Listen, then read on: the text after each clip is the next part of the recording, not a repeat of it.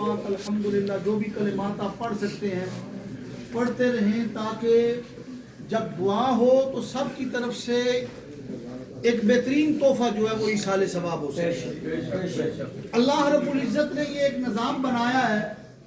اس دنیا میں جو بھی آیا ہے اس نے جانا ہے، لیکن الحمدللہ مائی صاحبہ نے کل روزہ رکھا، نماز ادا کی، اور پھر اپنے فرائض کو ادا کرنے کے بعد آج یہ الحمدللہ اپنے رب کے حضور پیش ہو رہی ہے۔ یہ ایک اچھی گواہی جب کسی کے جانے کے بعد اس دنیا میں ہوتی ہے تو حضرت گرامی قدر پھر اللہ تعالیٰ کرم فرماتے ہوئے اس کو جنت عطا فرماتا ہے۔ ایک حدیث آپ کی سماعتوں کی نظر کر کے گفتگو کو ختم کرتا ہوں کہ بعض ذہنوں میں یہ آتا ہے کہ بندہ بیمار ہوتا ہے، ہم تو دیکھتے ہیں وہ تکلیف میں ہے اور اس کے دن اور رات مشکل کے اندر گزر رہے ہیں، لیکن حضرت گرامی قدر اللہ کا کرم دیکھیں، فضل دیکھیں، اہل ایمان ہونے کی وجہ سے اللہ تعالیٰ اپنے محبوب کا امتی ہونے کی وجہ سے اتنا کرم فرماتا ہے کہ فرشتوں کو بھیجتا ہے کہ اے فرشتوں جاؤ دیکھو یہ بندہ میری رضا پہ راضی ہے یا مجھ پہ کوئی شکوہ کر رہا ہے، کیا کر رہا ہے۔ اگر تو وہ بندہ بیماری کی حالت میں اللہ کی رضا پہ راضی رہتا ہے، اس کا ذکر کر رہا ہوتا ہے، تو پھر تو اس کے اوپر کرم ہوتا ہے، لیکن اگر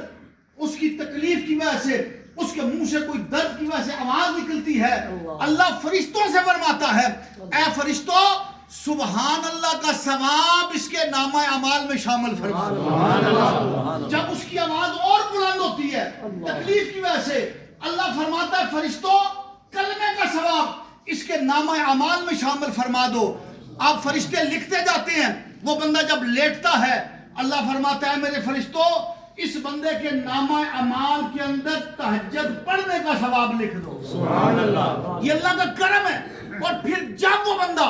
بیماری کی حالت میں سوتے ہوئے اپنی کروٹ کو بدلتا ہے، اللہ فرماتا ہے میرے فرشتوں جہاد کرنے والوں کا ثواب اس کے نامہ اعمال میں شامل فرما۔ اتنا کریم رب ہے، اتنا رحیم رب ہے، اس کے باوجود اگر ہماری یہ گردنیں اس کے سامنے جھکے نا اور صرف جنازہ پڑھنے کے لیے کاروبار بند ہو جائیں، گھر کو چھوڑ دیا جائے، کسی اور معاملے کو نہ دیکھیں، اور جب فرض عین کی باری ہو تو پھر ہمیں پرواہ نہ ہو۔ اس لیے حضرت گرامی قدر یہ نماز جنازہ ہے، دو چار بندے بھی پڑھ لیں تو ادا ہو جاتا ہے، لیکن فرض جو ہے مرنے کے بعد